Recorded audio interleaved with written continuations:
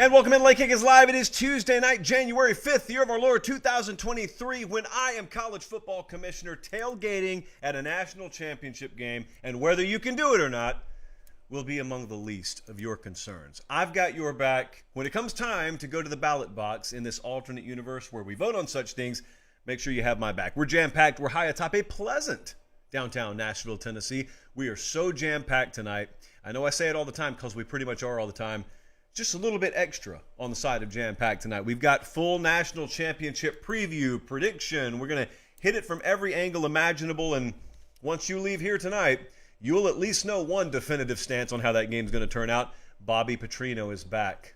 A mysterious reappearance in the SEC from one Robert Petrino. Is it a good fit? What do we think about this? Texas A&M is the location, by the way, if you've been out to lunch for an extended period of time. There are some NIL rumors floating around out there. The kind of rumors, for example, that so-and-so was going to go to program X, but then program Y paid him too much money and he couldn't turn it down. Though you've heard those sorts of rumors before, right?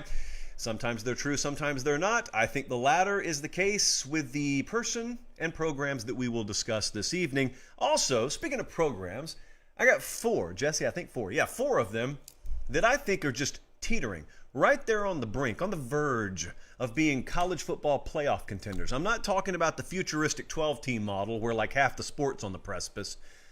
Whew, what value and scarcity we'll have that day. No, I'm talking about the modern day current 4-team setup. I think there are some programs we need to watch very closely. They're watching us in Wetumpka, Alabama, Newcastle, Indiana, Wilmington, North Carolina, and Midland, Texas. Thank you guys so much. We just got some year-end numbers, and suffice it to say, whatever the ceiling was on the show and what we have in terms of potential, you broke it a long time ago. Thank you guys. Thank you. Reminder, we will be live from Los Angeles Sunday. Same time, we'll just be 3,000 miles further west. Tuesday, the day after the national championship game, we will have an earlier show. We'll still be live from LA. I'm told it's going to be pouring down rain, but Big Game Dane and Gelby came through and they got us a cover. So while the rest of you have to hold umbrellas, look at us. We get hooked up with Academy and all of a sudden we got a tent right over our heads. Just make sure you follow me on the socials. I think it'll be sometime early afternoon. We haven't nailed down a specific time yet, so just stay tuned. Follow me at LateKickJosh. Make sure you're tuned in. I'm rolling out there with plenty of gift cards. I'm just telling you. I know a lot of you guys are going to be out there. If you see me, now's the time. Last game of the year. Can't hold anything back now. If you've avoided it so far, make sure you come up to me and ask for one because I've got a bunch of Academy gift cards to unload. All right, let's dive into tonight's show. National championship game on deck. We're going to be there live and on location in Los Angeles, California. So is Georgia, and so is, check the fine print, TCU. Now, what I like to do sometimes is pretend somewhere out there one of our viewers or listeners, for whatever medical reason, just had to get cryogenically frozen in August. And I picture them just thawing out right now. And they're looking at Max Duggan and they're looking at TCU. The first thing they're saying is, oh, good, Duggan won the quarterback job. The second thing they're probably saying is, Gator Bowl, Cheez-It Bowl, Alamo Bowl, no, national championship game. And then their jaw hits the ground and they say, tell me how it happened. Well, we know how it happened. Can they finish the drill? How realistic is this? Well, producer Jesse, early paper pop, producer Jesse walks up to me today and says, do you know that this is the biggest point spread in college football playoff championship game history? Nay. Yeah, he talks like a horse. Nay, this is the biggest point spread this millennium in a championship game. If you're watching on YouTube, you see them. If you're not, let me tell you, the closest we've come to a 12.5-point spread in a championship game was 0-2 Miami, favored by 11.5 against Ohio State. Anyone remember how that turned out, by the way? That's interesting. Florida State trailed like 21-3 or something like that against Auburn in 2013. They came back to win, but they were favored by 11. 2000 Florida State favored by 10.5. 2012 Alabama, the massacre against Notre Dame. They were only a 10-point favorite. They went on to roll. So that's the bad news if you're TCU. I do have a little ray of sunshine to send your way there in Fort Worth, not to be confused with Dallas, Fort Worth. TCU is the third team to make the title game in the college football playoff era without winning their conference. Two other teams did it. 2017 Bama won the title. 2021 Georgia won the title. That's the best I could do before we dive into the preview, okay? So that's not the worst news in the world. How is this different from the Michigan game? If you've been around here a long time, you know what I'm about to do. If you haven't been around all that long, welcome aboard. Thank you. Please subscribe to the channel. But also, we don't think there's a lot of skill or particularly a lot of fun in looking at a 12.5-point favorite and saying, I think that team's going to win. Well, of course you do. Everyone does. If you don't think that, you will be paid off handsomely, Mattress Mac, for example, for betting the other side of this game. No, when we have a point spread in the double digits, what we like to do is ask ourselves, do we think the upset could happen? Sure, the upset could happen. Smaller percentage chance, but we think it could happen. Then the next thing we like to do is we like to say, if it were to happen, we're going to spend our preview talking about how it would happen. And so I go back to the Michigan game because TCU was an underdog, or frog, in that one too, and they won. How did it happen? Well, there were a few different things, obviously. A lot of non-offensive points, a lot of crazy stuff happened. But if that game, or the outcome rather, were to be duplicated here, how much similarity is there? I don't think a whole lot. I heard someone a couple of days ago say, Georgia is just a little bit more talented version of Michigan. That's a pretty lazy way to describe it, quite frankly. And we have unlimited amounts of time on this show, so we don't have to be lazy. Sometimes we are, but we don't always have to be. Georgia's got a way better run defense than Michigan. Now, that's a standard statistic. We could always tell you what someone ranks nationally. Spoiler alert, Georgia's number one. They give up 77 points per game, or 77 yards per game on the ground. So that's really good.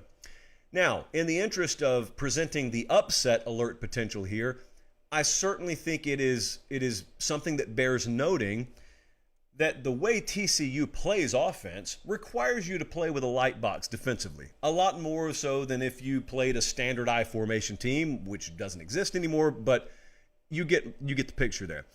Here's the issue I think TCU runs into here. Georgia does that all the time anyway. Totally comfortable playing light boxes. The reason they're comfortable with it is because their personnel is good enough and they're deep enough. So crazier things have happened, but I don't necessarily think that you will see success from TCU just because they get Georgia into different defensive looks pre-snap than Georgia's used to being in. Georgia's fine playing that way. So then the next thing that I think about is I go back to thinking just last week about what we saw and how could that be utilized for TCU's benefit. Well, we certainly saw Ohio State throw the ball a whole lot on Georgia, right? And we have seen guys like Quentin Johnson really victimize opposing secondaries with Max Duggan delivering the ball, and Max Duggan's had time to throw, and Georgia doesn't have the greatest pass rush in the world. They certainly don't have individual, dynamic, future first-round talents on the edge. It gives you some hope, right? Sure, it should give you hope. I think they'll have a, word of the week here, modicum of success throwing the ball on Georgia. I think the issue is Georgia has become something offensively. I got to credit our buddies, college football nerds. I made the mistake of listening to their preview earlier today. I say mistake because otherwise I could just make the points they made and not have to reference them, but now I got to reference them. But they made a really good point, and it's right there in front of your face.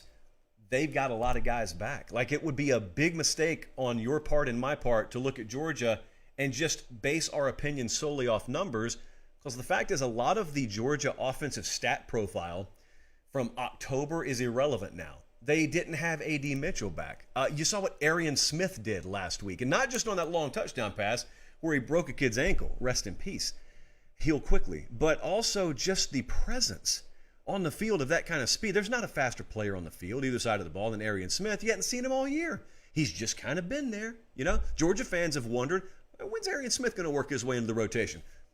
There he is. How sweet it must be, as James Taylor would say, to be able to wait till this deep in the year to just insert Arian Smith, who can't run as fast as sound travels, but he can see it in the distance. And so he's there, A.D. Mitchell's there, and then you combine that with like Brock Bowers and whatnot. And what I'm leading to with this, there's a school of thought out there that Georgia's best bet into this game, or, well, since I'm probably going to clip this later, I want to restate that. There's a school of thought out there that I don't necessarily prescribe to, that Georgia's best bet to winning this game is to take a conservative approach, take the air out of the ball, keep TCU's offense off the field, Basically, don't put the ball in the air because 2 out of the 3 things that could happen are bad, which people used to say a lot in like 1973. I don't think that's the approach they need to take at all. Georgia's best bet to not only winning this game, but getting margin in this game, I'm talking about stretching it beyond the point of reachability for TCU, is to let their horses get turned loose, and it benefits them. Stylistically, this game benefits Georgia the more they throw the ball, and I'm going to tell you why. Sports Info Solutions, I think, had the stat of this matchup. Now, I don't even know if they're aware, but I'm aware because this jumps off the paper, which I'm going to pop before reading this. You think about all these guys who are healthy now. A.D. Mitchell, Arian Smith, just there. Brock Bowers, and you think about how good Stetson Bennett's played in these moments. He's played his best football. Georgia, when they're on offense, they are 7th in the country in pressure rate allowed. They give their quarterback time to throw. TCU defensively is 100th in pressure generated. They could rip TCU secondary to pieces in a very non-Georgia-like fashion. It wouldn't surprise me at all if you turned on this game. If Todd Monken, approved by Kirby Smart, so chooses to put the foot on the pedal a little bit offensively through the air, it wouldn't surprise me at all to have them put up numbers through the air that you hadn't seen them put up all year. Last week, they had to do it. This week, they could choose to do that. So there's a lot of edge to Georgia. I don't think it takes a rocket scientist to figure that out. But we were talking about paths to upsets here. What's the path to the upset? Well, if we were to accept this point spread as a default, if we just assume, all right, Georgia's about 12.5 points or 13 points better than TCU, let's start from there. Then let's work backwards. If the final score is 33-20, let's work backwards and see how we could change that final score. Well, the first thing would normally be red zone. I didn't have Jesse and company make the graphics, but you don't even want to see how big an edge Georgia has, both ways in terms of red zone. Could you have an anomaly of a game? I guess you could. There's no reason for me to expect that, though. That's why it would be an anomaly. It would be unexpected. The second thing is, like Ohio State last week, yeah, you're an underdog, but maybe you just have a really, really solid talent roster, and maybe they come through and you can't hold that much talent back. That's not in play here either. Georgia, 15 5-star players on their roster. TCU has 1. Georgia, 53 4-star players on the roster. TCU has 16. So basically, there's a huge talent edge here. There is a big statistical red zone edge, both in favor of Georgia.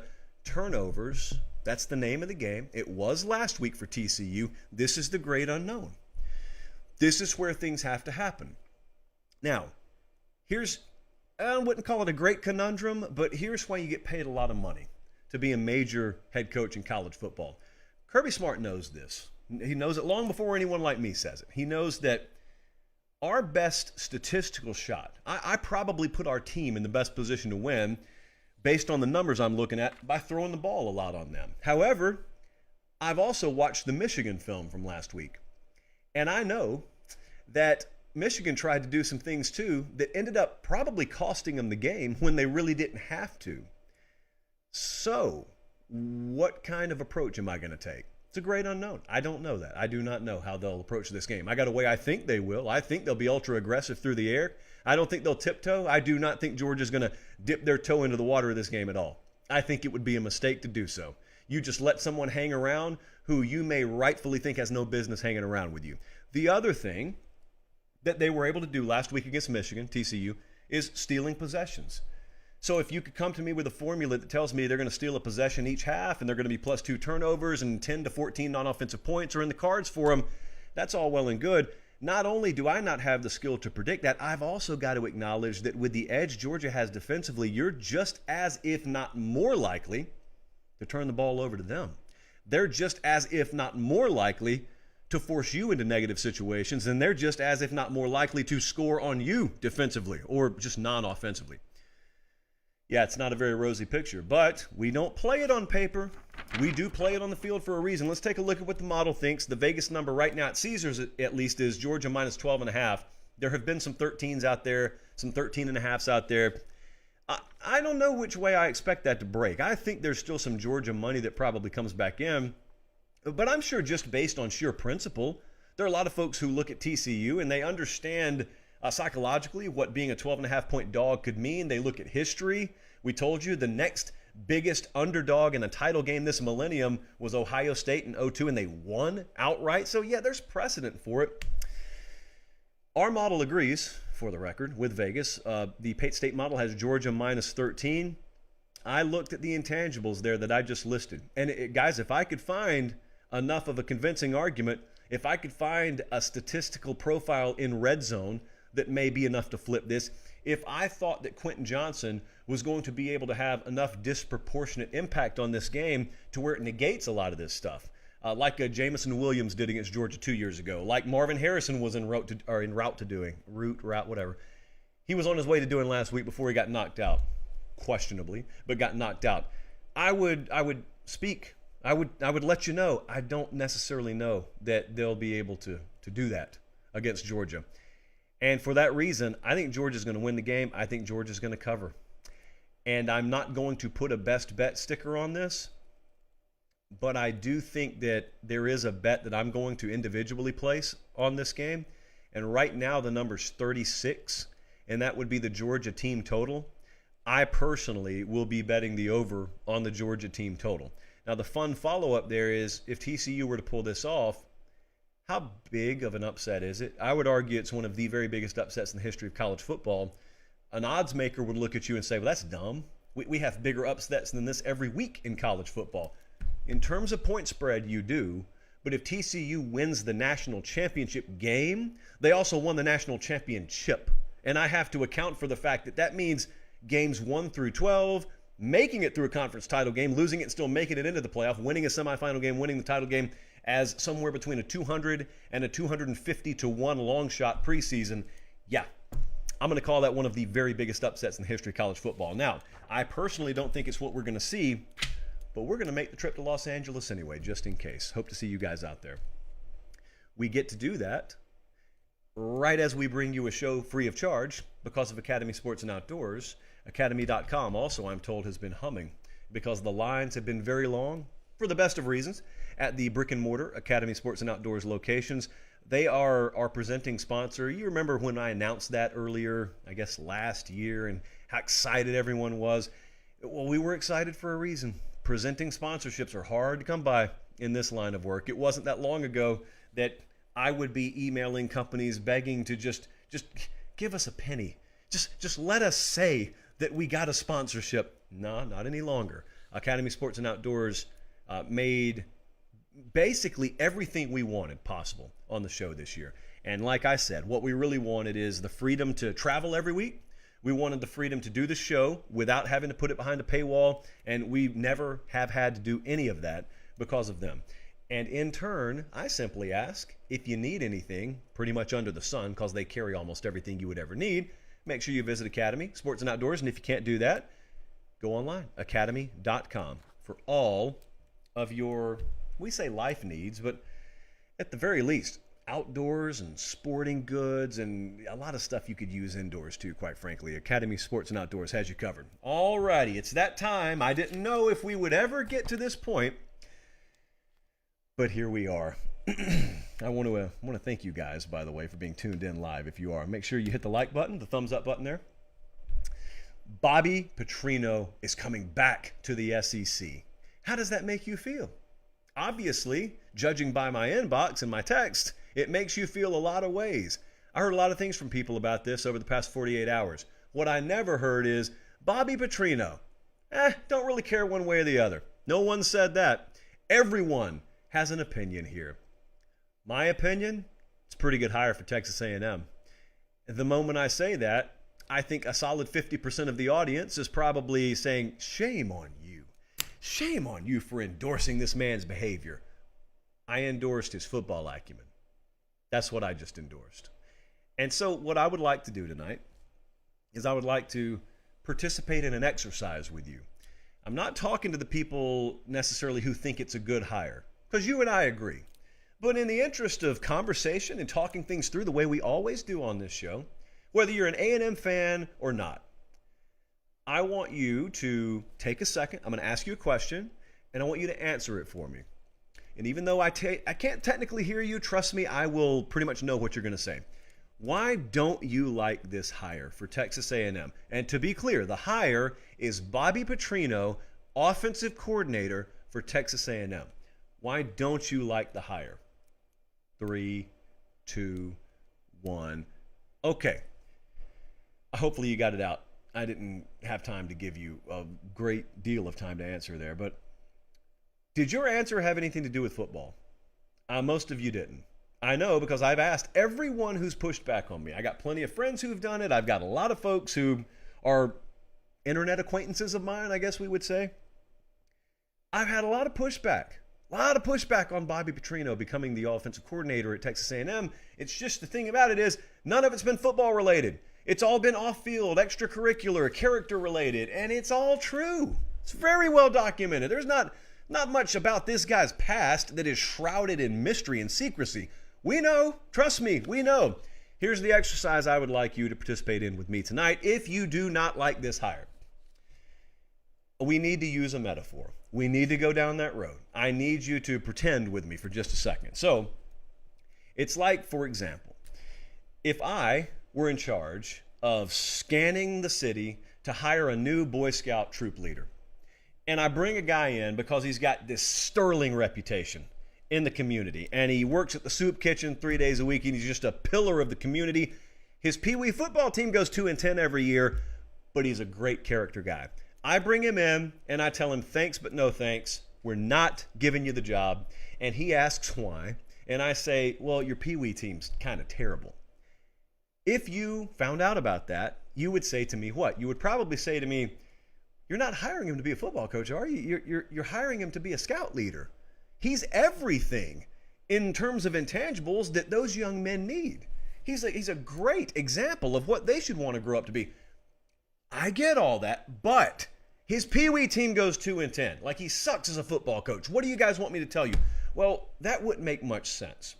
Nor, in my opinion, does it make a lot of sense when I look at Texas A&M 101st in the country in points per game, and me knowing this guy immediately makes him better. Or A&M 79th rush yards per game, 84th pass yards per game, 93rd total yards per game.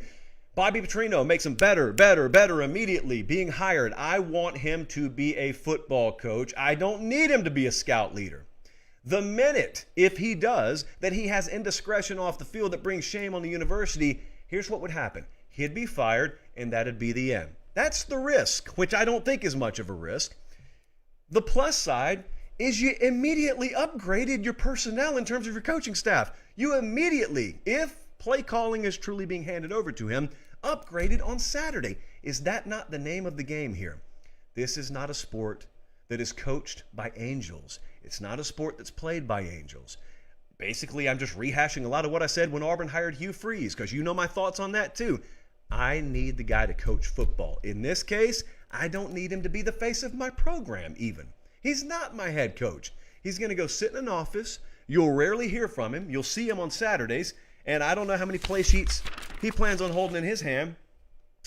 But I need him to do a better job than Jimbo Fisher's been doing when it comes to calling plays and when it comes to getting my team ready to play winning football. If he can do that, I'm okay with some negative headlines in his past. The reason, once again, is because of what I need him to do. And the boxes I need Bobby Petrino to check, he checks. Now, here's the follow-up question. Will it work? That I don't know. I can like the hire. Sure, I told you I like the hire. Will it work? I don't know, and you will not know. Texas A&M fans won't know. People who cover the program won't know. You won't know until a couple of weeks into the season. And really, Bobby Petrino at Texas A&M, will it work? You won't know until they struggle. You don't find out if this is real in spring. Jimbo Fisher could be dead serious, for the record, about handing over play calling duties and relinquishing control of certain aspects of his program and delegating. It's a word we have rarely heard offensively around him. He could be serious about all that. I go back to the age-old standby metaphor of teaching a kid how to drive. It's one thing if we're down in the Civic Center parking lot after dark and it's a wide open parking lot and you're just doing donuts in the Ford at like 15 miles an hour.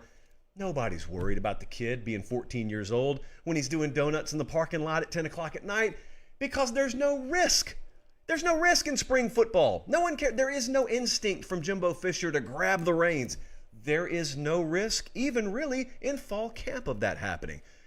But when they struggle for the first time, could be week 2, could be week 6, whenever. When they struggle, think about Texas A&M going into the locker room down 17-6. That's when the kid's no longer in the parking lot. That's when he's out on the open road, and he's starting to drift towards the center line a little bit, and there is an 18-wheeler oncoming. That's when Dad's hand reaches over instinctively and grabs the wheel. That's when you'll find out if it's real. If you really trust the kid, you sit back and say, for better or for worse, our lives are in his hands. If Jimbo Fisher's serious about this, that's when you'll find out. When they trail, when they're struggling, when things aren't running smoothly, does Jimbo Fisher reach over and take control like several coaches have done before? Or does he say, I hired this guy to do a job, for better or for worse, I'm going to let him do it. Now, Jimbo would say it 7 times faster than I just did, but that's when we'll find out. So I don't know if it's going to work. I have no clue because I really can't get inside that guy's head. Only he can do that. But what I do know is he hired a guy who will have no problem looking him back in the eye and telling him exactly what he thinks, which is what they needed out there. This is not a 27-year-old hotshot coordinator who Jimbo coached his dad 30 years ago. This is not that. This is not a guy who'll lower his head and look at Jimbo's feet when he starts chewing him out. This is Bobby Petrino. That guy probably has about as much emotional callus built up as you could possibly have. There is nothing that's going to come out of Jimbo Fisher's mouth that would ever make a shade of red appear on Bobby Petrino's cheeks, at least more so than it's already there. So, I like the hire. Doesn't mean it's a slam dunk. I think Texas A&M's coaching staff got better. That should be the goal. Anything else is extracurricular and, quite frankly, stuff that I don't care about because it's non-football related. They're watching us in Bucks County, Pennsylvania tonight. They're watching us in Tampa, Florida. They're watching us in Oak Hill, West Virginia. And we appreciate someone said, Jimbo, take the wheel. We start doing parody songs around here. That will be our first one. So trademark, that's ours now. Trademark. I got a lot going on to talk about with the transfer portal. There's a great deal of activity. Transfer portal intel, whispers. We got a lot going on. Jordan Burch is in the portal. Talked about him a couple of nights ago. That is the former 5-star defensive lineman committed to South Carolina. He's played there a couple of years. Well, he's in the portal now. As is usually the case, I have to remind you, just because you're in the portal doesn't mean it's a guarantee you're going to leave. We just always assume if you're in the portal, you're going to leave. I expect Jordan Burch to leave. What impact is this for South Carolina? Well, there are two schools of thought. One is perception. Perception, this is terrible. Just like if they lost him in recruiting, it would have been terrible. I know a lot of the fans have been talking about this today. But then there's just the overall football impact. You could call him overrated. You could call him whatever you wanted to. He has not played at the level that he was expected to play at out of high school. Now, that's not always the player's fault. Sometimes the industry had him overrated. I'm not here to assign blame. I'm just saying they are not losing a perennial All-American. They're losing a good, solid player who probably still has his best football ahead of him. Here's the concern if you're a Carolina fan. Number one, you don't have the guy to fill his spot, maybe or maybe not. And then number two, Jordan Burch goes elsewhere and does play his best football, and you're having to watch him shine in another jersey, maybe in the SEC, maybe not, who knows. Speaking of which, there is some Duck smoke here. There is some Oregon smoke. Now, I myself cannot confirm that. I could if I wanted to. I just didn't reach out today.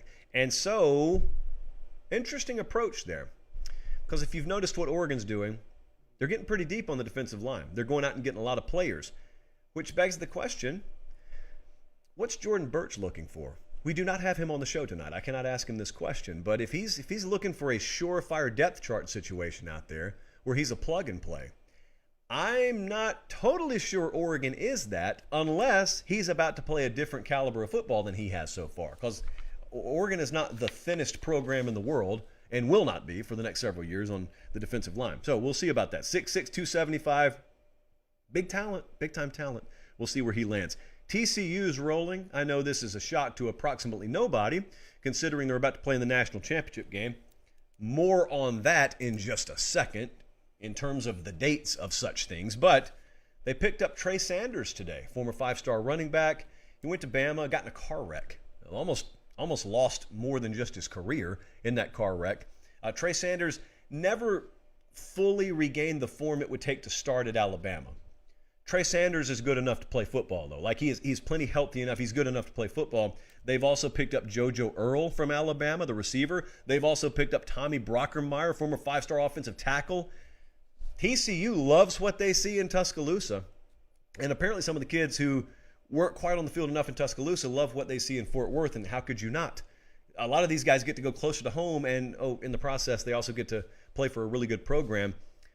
TCU is going to continue to do this. I continue to talk about how there are certain pinpoints, on the map where a lot of talent resides every year. It's just, you don't even have to know anything about college football to know there are a lot of high school football players in Texas who are good.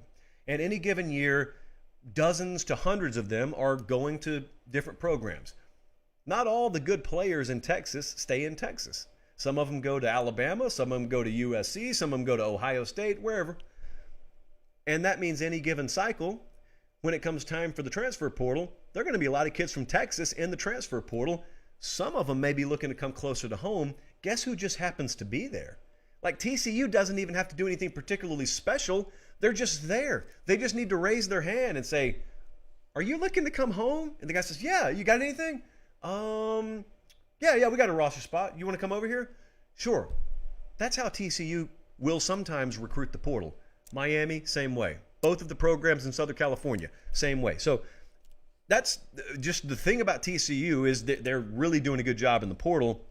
Jack Besh, the receiver from LSU, also. But I did want to touch on this little scheduling. I would call it a snafu, but I don't really think the NCAA is particularly sorry they did it. Are you aware, as Max Olson pointed out on Twitter today, that the NCAA recruiting calendar carved out January 4th through the 8th as a period for mid-year transfers to take visits? So kids who are in the portal, they can take visits in this 4 or 5 day window, and that's what we're seeing right now. This lasts until, Monday or Tuesday? I mean, this is the day of the national championship game, isn't it? So basically, if you want to take a visit and you're a mid-year enrollee, you can do it right now. Well, as you're well aware, the problem is there are a couple of teams whose seasons are not even over yet, and they're going to California to play in a football game, so no one's home. Like, if I'm a transfer, I'd never leave Pate State, but if I wanted to, and I wanted to try my luck with Kirby Smart at Georgia, I'd go over there and just knock on the door, and guys they couldn't fit on the plane to Los Angeles are the only ones there. There's like a note on the door: make yourself at home. There are pastries in the fridge. We'll be back next week, hopefully with a trophy. What sense does that make? The answer: none. Then I do a little bit more due diligence today. Not only is that the case, but you got some programs, and Georgia's one of them, where they get back from the title game, they don't have time to get kids enrolled in school. So they can't take a trip, they can't take a visit, and also their semester is either already started or about to start, and the drop add date, when it comes to actual academics, because some people do come here to play school, it's like the week of the championship game. So if you want to take transfers, you have to have that stuff long since sorted out. So let me just explain to you what's happening. The NCAA is telling you, do not tamper. You better not tamper. You better not be reaching out to another kid when he's still on a roster. But also, we're going to put the official visit window when you may or may not be in town. Oh, and by the way, we know that your semester starts the next week and you're not going to have any time to do anything after you get back. Don't you tamper, though. It's like, what? Who made this calendar? I'll tell you who. The same folks who put the early signing day, and, well, they didn't put Christmas in December, but Christmas was well known to be in December, and they had conference championship games going on, and they had transfer portal opening up, and they had NIL, therefore, being at the forefront. You had the coaching hot seat and coaches moving all over the place. Those people are the ones who put the official visit window for mid-year enrollees in the same week as you would be playing a national championship. Those people. Those people. Anyway, I spoke my piece on that. Next up, Sam Hartman has officially landed in South Bend, Indiana. That was the quarterback at Wake Forest, and he is now going to be a quarterback at Notre Dame. Some of you noticed the other day, I said on the show repeatedly, they need a 1-year stopgap because Tyler Buckner is expected to transfer. A lot of you heard that, and you took that to mean, oh, he must be thinking about Drew Pine, because Drew Pine already transferred. What I meant with Tyler Buckner, and I did not do a good job at all of stating it clearly, I did not mean Tyler Buchner's about to play in the bowl game and then throw up the deuces the next day. What I was saying had this baked into it. So it's long been thought that Sam Hartman is going to transfer to Notre Dame. It's just official now. He made it official today. What I think is going to happen is they will have a spirited battle in the spring for the QB1 job. I think it will become very apparent very quickly that Sam Hartman is going to be the starting quarterback there, and that is when yours truly expects a potential transfer from Tyler Buchner. So that's how I think that's going to play out. That's what I meant. What it sounded like was something totally different. Anyway, Sam Hartman at Notre Dame, they need him. They need a one-year guy because I won't say they have it for sure taken care of in the future. There are no certainties in this life, but I think they feel comfortable 2024 and beyond at quarterback. They don't feel comfortable about 2023, well, except that now they do. Let's check in on Colorado for just a second. We made a lot of noise about Deion Sanders going to Boulder. We haven't talked about him in a couple of weeks, mainly because you asked us to stop, even though you kept clicking on the videos. Checking back in on Colorado, they have the number 2 portal class in the country. Travis Hunter did indeed transfer there. Shedeur Sanders did indeed transfer there. But they've got, you know what, before I tell you, if you haven't checked this in the last week or two, how many players do you think Colorado has added from the portal? Now, as a frame of reference, USC last year had 20. Colorado's already got 17. They're not done. I do not think they're done. And they've added several guys who obviously will be immediately impacting the starting lineup there. 17. Jesse, what do you think we should put the over-under at? You think we should go 20.5? Would that be fair? 21. Jesse wants to go 21. I don't want a threat of a push, but I guess since Jesse calls the shots here, we'll go 21. Colin, I don't know if you endorse that, but 21 it is. Okay, well, I can't go that high. That's a violation. FSU has the number 1 portal class in the country, right ahead of Colorado. And the average player rating that they've taken out of the portal is 91.38. Good players, in other words. They have 4 out of the top 26. And among those players, Jaheim Bell, the top tight end in the country, they've gotten him out of the portal. They've got the number 2 corner out of the portal, number 2 offensive tackle out of the portal, top defensive lineman out of the portal, a kid from Western Michigan. So they are spanning the globe far and wide to find players that will be integral pieces on maybe a preseason ACC championship contender. I don't think there's much risk in saying that. Absolutely, they'll be a preseason ACC championship contender. Number 1 and number 2 in the portal rankings right now, FSU and Colorado. Remember, got the title game coming up Monday night.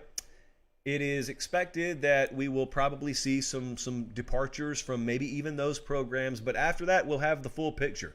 Everyone's season will be over, and so there will be nothing left. There'll be no other time to wait, no other reason to wait. So anyone else who's going in the portal in this early window will be doing it shortly after Monday night, at the latest, shortly after Monday night. We were speaking earlier today about who's next. It wasn't Belcher doing his Goldberg impression. It was just an honest and free-flowing discussion about which of these programs out there could be next. So, Colin, here's a better endpoint for you. Georgia, TCU, they're playing for the national championship. You had Michigan and Ohio State in the playoff. Who could be next? I'm not necessarily saying teams that have never made the playoff, but teams that have been out of the picture. We had a Twitter question about this, and it got us talking earlier today about who could be next. So just frame it up in your own mind. Maybe they've been to the playoff, but they've been down. Who that's not currently in that playoff picture will be next? Because I came up with 4 names, pretty off the top of my head. And the first one's Penn State. I had Jesse sitting across from me, so it certainly didn't hurt their matters at all. There are many facets of the program, I think, that are trending in the right direction. So as much as I love Sean Clifford, quarterback's trending in the right direction here. Imagine, if you will, a world where you have a guy who's capable of playing every week like Sean Clifford just played in the Rose Bowl. What a world that would be. Well, Drew Aller, I believe, and many believe, has the capability to be that kind of player. Check at quarterback. Certainly they have recruited very well, and you've already seen the fruits of that payoff at the running back position. Trending up. Check. Offensive line. Had been a weakness a year or two. Trending up. Check. Tight end. They'll be good there. Check. And then when we flip over to the defensive side of the ball, I got Manny Diaz. You see what he did this year, and they will continue, I think, to trend in the right direction there. I also think they're going to add one or two more guys at receiver from the portal. The foundation is laid. They keep on adding thin layer after thin layer. And the reason I say thin is because they have not gone from being average to just exploding into the playoff picture overnight. That's not the way it's happening there. But what is happening is it's slowly but surely, you got the stove top on, but it's not on full blast. So it's just taking the pot of water a little bit longer to heat up. But the thing about the little frog, earmuffs, kids, this is going to be graphic. When you take the little frog, I'm going to use the chalice here, and you drop the frog in room temperature liquid, and then you heat it up, that frog doesn't realize it's being boiled to death. Now, if I had it at 212 already and I dropped the frog in, he just jumps right back out. Well, Penn State is the first pot of water. They're the pot of water that was like room temperature, and they're slowly heating up. And they're going to come to a boil, and it's going to sneak up on you. They're going to make the playoff eventually, and you're going to be surprised, and I just don't think you should because the indicators are there right now. Let's go to Eugene, Oregon right quick. I am naming Oregon over USC on the West Coast. I am doing that because as much as I love Lincoln Riley and USC, they're doing something at Oregon I've still got to see them do at USC, and that is loading up on defense with a head coach that has a proven track record defensively. And they're doing it in a big way. And so when I'm looking forward, I'm asking myself, okay, what do I think about the staff out there? I like the staff out there. I'm not just talking about Lanning. I'm talking about the guys he has under him. And I'm talking about the pedigrees they have. On the field and off the field, it's not a regional staff. Now, there's nothing wrong with having a regional staff, but the further west you go, the more I prefer you to have a group of guys who have been all around the country. Number one, because that's the way you have to recruit. And especially in the Northwest, that's the way you have to recruit. Well, they've got them. They've got them all throughout that building. They are taking an approach that is a lot more balanced in nature. There's no one walking the building in there who says, we'll just outscore them every week. That's not the approach there. However, they can score on you. One of the most important recruitments that's happened right under your nose has been Bo Nix coming back. Like, I think Oregon's in position to potentially be a playoff team next year, or at the very least, they'll be in that conversation because I don't think Bo Nix has maximized his potential yet. He just had a really good year. I think he came back because he believes he's capable of having a better year. And I, if he does believe that, agree with him. So I've got Oregon there, and I know they love to hear that at Washington. Boy, they love to be ignored. And I'm going to do you guys a favor. It's not that I don't see you. I just know you would prefer me not to list you there. And so I'm doing you a solid, and I'm not going to list Washington. How about that? Texas, what am I doing? What am I doing? I look at Texas. Oh, sorry, Colin. I look at Texas, and this made sense when I wrote it earlier. So I'm going to go ahead with this. But you know that I've had my fair share of disagreements with the old model here when it came to picking Texas and trying to judge Texas. Texas and North Carolina were the two toughest programs for us as a show to get a read on. I feel like truly we affected the outcome of Texas and North Carolina games, meaning anytime we picked them to cover, they didn't cover. And I truly feel like if we would have picked them not to cover, it would have changed the outcome of the game. That's how snake bit we were. And therefore, it doesn't make a whole lot of sense for me to mention Texas here, but I'm going to. Because on the surface, on this slightly abused piece of paper here, I see 5-7 becoming 8-4. I do see, granted it's just 2 years, but I do see things trending up. I think line of scrimmage recruiting has been handled very well here. Quarterback, one way or the other, is going to be a strength for him because if it's not Quinn Ewers, you got Arch Manning coming in the door. So quarterback is not a question mark for me here. Not everyone explodes overnight. Okay, it would be great if you hired Sark in year one or even year two, they were 11-1 playing for a Big 12 championship. That would have been great. It didn't happen. Just like it didn't happen for the next team I'm going to talk about in a second. It didn't happen overnight. That doesn't mean it can't happen. It didn't happen for Dabo Swinney overnight. The special things eventually ended up happening there. Well, I think that this Texas group is going through and has gone through some things that are going to be beneficial in the future. Because when you just ask yourself what ingredients are needed to be a playoff contender, we're not talking about just outright winning a championship. We're talking about being a playoff contender and potentially making it into that playoff, that 4-team field. Out of the teams that haven't been there, where is a better set of ingredients? And clearly what we're talking about there is an adequate talent roster and not having big question marks at quarterback and just having dynamic skill players, line of scrimmage being developed. It's not where it needs to be. That's not what the segment's about. I think it will eventually be there. And your great unknown here, obviously, is Steve Sarkisian himself, and I don't have a problem if you list that as the reason you don't buy into this. You can't be proven until you prove yourself. Like at one point, everyone was unproven until they proved themselves. So maybe it's in the cards. Maybe. FSU is the other team. FSU did not do what I think a lot of folks wanted them to do, and you will not see record of this because they've made sure, these people have made sure to delete the records of calling for Mike Norvell to be fired. But you're out there. You are out there. And it was not all that long ago because he hasn't been there but 3 years. Persistence and patience is paying off here. A whole lot of P's paying off in Tallahassee. And I think early on, they went hard in the portal.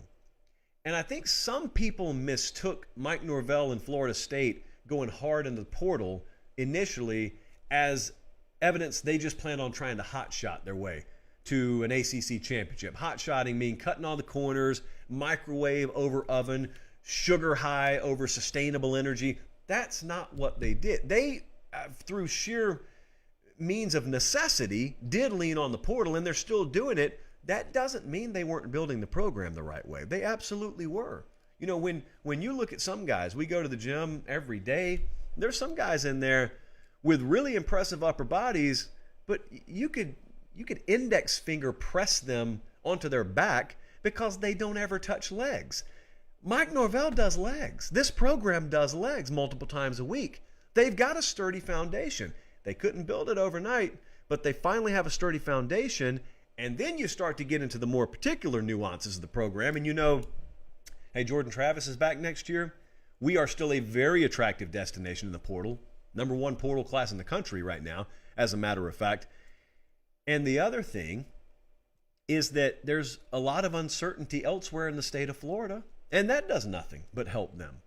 And I guess there's yet another and here. Who can they not beat in the ACC? I mentioned this the other day, and it was a good point. I'm surprised I didn't clip it. Every now and then, though, I stumble onto one of these. What are you used to in the ACC? What am I used to? I am used to opening up a preview magazine or arriving in August and looking at an odds sheet, and it's Clemson and then 10 miles and then everyone else jumbled together, but it's basically Clemson's to use, and that's even what the odds look like coming into this year, and that's actually how the conference played out again this year. I don't foresee the conference playing out like that next year. I don't foresee the conference looking like that at the outset next year. Now, Clemson, sure enough, will still be your odds-on favorite. There won't be a massive gap. And if you're a Florida State fan or you're just observing the program, no longer are you looking at that schedule and going 1, 2, 3. Okay, so there's 3 sure losses, and then there's 2 or 3 question mark games. Maybe they win 7, maybe 8. That's not the way it's going to go there anymore. You're going to look at the schedule and you're going to say, wow, they actually could win every one of these games. They'll be capable of winning every one of these games. You may not call them to go 12-0, but they can win all of these games. There will not be the automatic X's on the schedule because they're good enough now to where you don't talk about them like that. Now, we've got plenty of time to do this, but there is going to be a ton of momentum behind people calling FSU their dark horse next year, or maybe just out in the open, favorite to win the ACC. I have no clue where I'm going to land because Meemaw told me never make September picks in January, but it could happen. Next up, there's some drama that we have to address, okay? So I want you to do me a favor right quick. I want you to, if you have not already, click the thumbs up button and subscribe to the channel. That's not the drama. That's just what I want you to do. Okay. Tate hit us up and said, could you discuss this whole Caden Proctor situation on your show? I'm checking in from Tallahassee, Florida. Well, thank you, Tate. And absolutely I can. Now, Caden Proctor, if you're listening and you don't really follow recruiting a whole lot, you may think, oh, this is a recruiting segment. I'm tuning out. No, it's a lot more than that. So just stick with me for a second or two here. Who is Caden Proctor? For those of you who may be tuned out on recruiting, I'll tell you who Caden Proctor is. An animal. In the best of ways. He is 6'7", 330 pounds. He's an offensive tackle, top-rated OT in the country from Des Moines, Iowa. Was committed to Iowa for a long time until Nick Saban decided he wanted him, and he flipped to Alabama on signing day, or a couple of days before signing day, and all's well that ends well, right? Not so fast. Rumors have surfaced. Allegations have surfaced. Now, I'm going to let you take a wild guess at what those rumors sounded like. Are you thinking something along the lines of, there's Nick Saban dropping another bag, there's Bama coming in and buying another player, which is one of my favorite allegations because it's rarely as it seems, and even if it was in 2023, it's kind of sort of legal, but be that as it may, let us dive in. Because I referenced this, just without naming that kid's name, 3 weeks ago. 3 weeks ago on this show, I did a segment. It took off, but I kept the names anonymous. Caden Proctor was absolutely the player I was talking about. And I told you some big dogs are going to flip some players late, and you're going to think it's because of NIL. And I'm telling you, because in some cases I knew the numbers associated with the NIL offers, some players are going to go to big programs and take less money than they're being offered by other programs. I told you that 3 weeks ago. You remember that? Okay, well, now that it's out in the open, I'm telling you, Caden Proctor was one of them. But not a lot of you, some of you didn't believe that. And some of you still don't believe it about Caden Proctor. And so the allegation has been floating out there. I have not addressed it on the show until now. The allegation's been out there that, oh, Bama just outbid Iowa. And here's the thing. If you're a player and someone is alleging something about you that's not true, in other words, you're just kind of a hired gun, you're a mercenary, you just went to the highest bidder, it'd kind of make you mad, wouldn't it? Especially if it's not true. Now, if it's true, it's whatever. Good for you. But if it's not true, wouldn't you want to set the record straight? Well, Caden Proctor did set the record straight. And so this is a quote. It's a few days old now, but it resurfaced today. Here's the quote from Caden Proctor. I don't want to come into the school and everyone thinks that I'm one of the best players there already. I want to grow, and that's not how I grow. I got to get hit in the mouth before I can grow. Jesse, do we have the other quote, the quote just about the offer itself? Because if we don't, I will just pull this bad boy up right here. Okay, well, I am going to pull my own personal account up, and I'm going to read you verbatim what was said. Quote from Caden Proctor. When these stories come out, I hope they understand it wasn't about NIL money because I'm not getting as much money as Iowa would have paid me. Unquote. Now, I love that for two reasons. Number one, I actually know it to be true. But the second reason was I knew what the reaction was going to be. Almost no one out there who was alleging that Bama just came in with a bigger offer backed off of their allegation. You have got anonymous sourcing on Twitter, on your local message board, some dude who called into a talk radio station, and they've convinced you of one thing. The player himself comes out voluntarily and says, no, that's not the way it happened. And no later was that said than I saw people calling that kid a liar. Like, you've got a better source than the player himself. I'm not saying a player is technically incapable of lying. I'm just saying I highly doubt you've got a source better than him or closer to the situation than him. In a situation where it wouldn't matter if you did get outbid. Anyway, so a lot of folks around Iowa were mad because they felt like they got misled. Okay, if you're an Iowa Hawkeye fan, I want to make sure that I stress, I'm not hating on you. I'm not trying to dunk on you. I'm not making fun of you. I got plenty of respect for the Iowa program, especially when it comes to developing that position. It's a kid from your backyard. I'd be salty just like you are. And you feel like your staff may have been misled, and you're mad that he stayed committed to the last minute. So there are several legitimate reasons why you're less than thrilled about this if you're an Iowa fan. I am not directing this at you guys. There are a lot of other folks out there who are totally agnostic, couldn't care less about either program. They just want to be heard. And those folks are the ones that I want to speak to for just a second. I got about 10 of you I've been going back and forth with. And there is a sizable group still out there that claims there's no way this kid just flat out picked Alabama, even for less money. It has to be that Nick Saban came in and Alabama dropped a bag. And that's the only way that an offensive tackle chooses to go to Alabama over Iowa. And I told you last week, and I told you 2 weeks ago, this was going to happen. Kids were going to roll with a program like Alabama, and they were going to take less upfront money to do it, and people were not going to be able to accept it. And it happened in this case. I know the details behind the scenes. It happened. The kid flat out took less money, and a lot of folks don't believe it.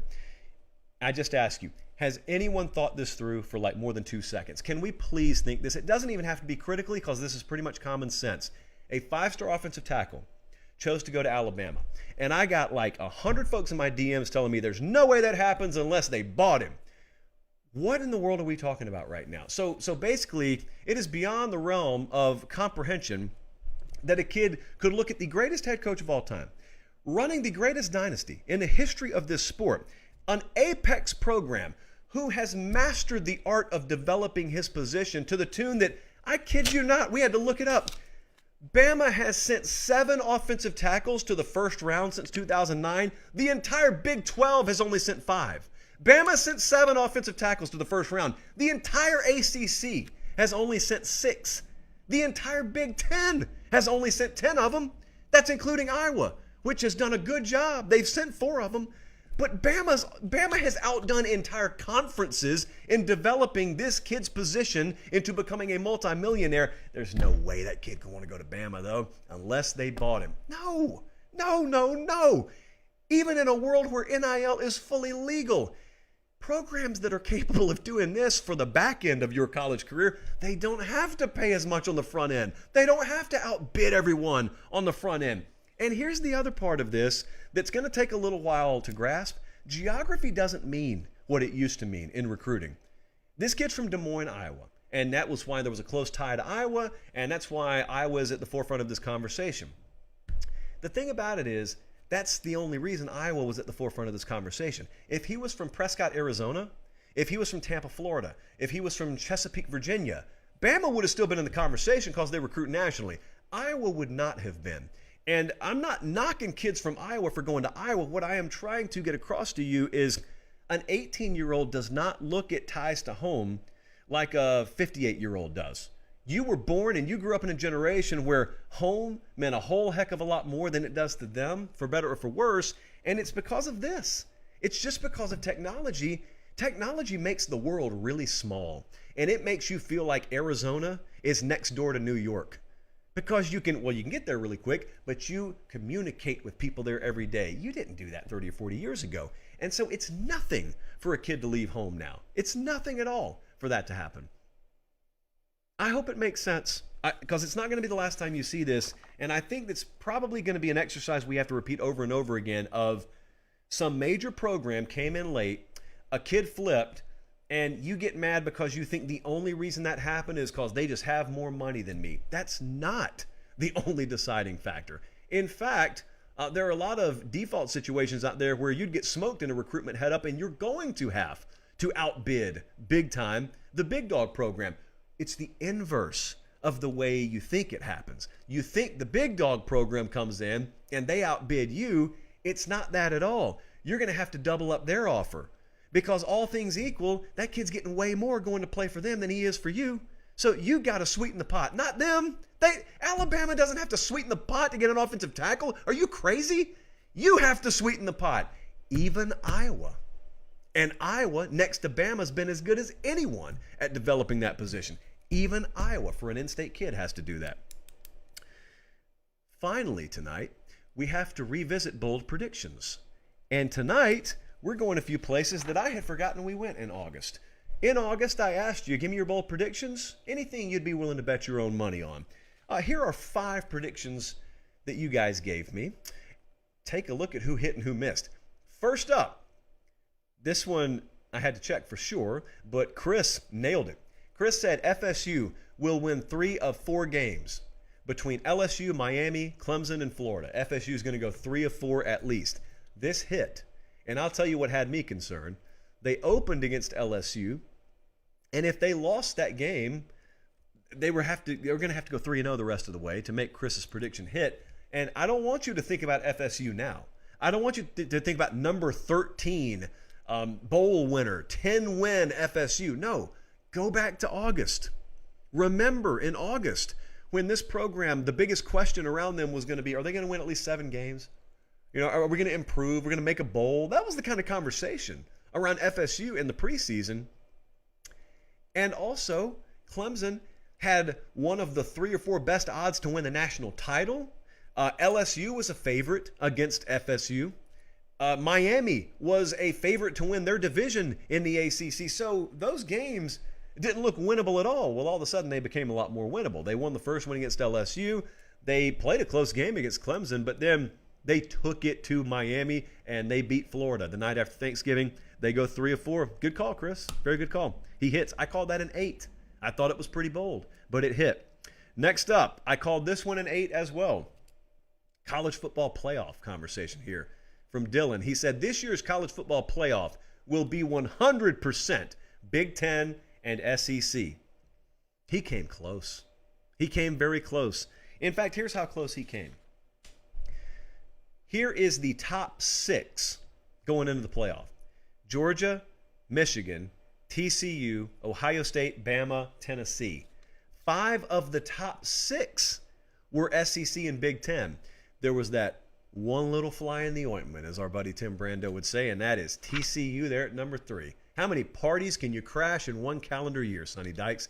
And so we had a couple of Big Ten teams. We had one SEC team, but we did get a third conference in there. I called this an 8, and the reason I had a problem with it was the 4 candidates there. If we're going to have 2 Big Ten and 2 SEC, you're thinking to yourself, Ohio State, Michigan, Bama, Georgia, that's the 4, right? Well, the problem was Ohio State and Michigan play each other really late in the year. It turns out that happened, and both of them still made it. But then also, if Bama, Georgia play, it's going to be in the SEC title game. So you've got like 2 situations there where someone's got to take a loss at the very end of the year in 2 cases and still make it in. Things were just going to have to fall too perfectly. Still almost happened, but not quite. Next up, we got a Clemson prediction here from Katie. She said Cade Klubnik will start over DJ Uiagalelei at least once this year. She's called Katie Stats on the streets, I believe. So this didn't happen. Should it have happened? I guess is another game that we could play. Now, Cade Klubnik got in plenty of games, but he never started one. At least we don't think he did. I don't think he did. He did not start one. And the caveat here was it has to be for playing reasons. It cannot be for health-related reasons. He did come in several times, did not start one. I guess the follow-up question, and I think I know pretty much everyone's answer, should he have started a game, minimum 1 game? My answer is yes. I rarely question decisions like that, but my answer is yes, he should have. He will be the starter this coming year, and so will DJ probably. It'll just be in Corvallis, Oregon. Next up, we got a TCU prediction. Record amount of TCU content in the show tonight. I called this one a 7, and the prediction was TCU plays in the Big 12 championship game. Jesse, out of curiosity, do we have the preseason Big 12 odds by chance? We do not have them. Okay. I know TCU is not in the top 2. I do know that. This hit, though. And the thing about it is, it didn't sneak up on you. It didn't come out of nowhere. They clinched a spot, as a matter of fact, in Week 10. They played Texas, or it was like November. It wasn't even Week 10, was it? Yeah, around Week 10. They clinched with 3 games to go. They clinched a spot in the Big 12 championship game after the win against Texas. So not only did this hit, it hit as comfortably as it could possibly hit. And again, TCU was not one of the top 2 favorites in the Big 12 coming into the year. That's pretty much the way the Big 12 has played out the last several years. And lastly, this one you got really creative on, and yet it easily hit. How about Texas, Oklahoma, and Texas A&M? Dean predicted Longhorns, Sooners, Aggies, they will all fail to reach 10 wins. And it hit. And it hit easily. Obviously, the closest out of those 3 that we got was Texas. Texas went 8-4. Oklahoma went 6-6. A&M went 5-7. I had what I called the Red River Conundrum. which they'll probably end up trying to name that rivalry down the road once someone else becomes offended by something. So the Red River Conundrum to me was simply, if we're saying none of these teams is going to win 10 games, I know OU and Texas play. One of them's got to win. And preseason, they were the 1 and 2, I think, in the Big 12 in terms of odds. So I thought the winner of that game got one of their toughest games out of the way, and they will have an otherwise manageable schedule. I just thought someone was going to win 10 games. So, and not even A&M got halfway there. Appreciate it, guys. Oklahoma just a little bit more than halfway there. And Texas, try as they might, they couldn't even get there. And they beat OU 49-0 and still couldn't get there. So we had a mixed bag in the prediction category, but I appreciate the exercise nonetheless. I remembered at the beginning of the show to remind you our show's going to be early on Tuesday, the night after the title game. But Sunday, which is our next show, will be live from LA, normal time. I don't know how much you pay attention to the weather, but just biblical, by California standards, biblical flooding happening on the West Coast. So after all the excitement from people like me who are tired of freezing in Tennessee, you go to the West Coast, and it turns out there's going to be better weather in Nashville, or Cleveland for that matter, than there will be in Southern California next week. I know you guys are upset they won't let you tailgate in the parking lot out there at SoFi Stadium. Horrendous decision-making, by the way. But they won't let you tailgate. It may not matter because you may have needed a canoe to do it anyway. So I guess that's one bright spot. Nevertheless, we'll see you guys out there. I know a lot of you will be out there. I know a lot of our Southern California brethren will just meander over because you can. I look forward to seeing you. Make sure you stop by and say hello. We got 2 live shows from just outside of SoFi Stadium. Until Sunday night. Appreciate you guys so much. For Director Colin, for Producer Jesse, I'm Josh Pate. Take care. Have a great rest of your evening, and God bless.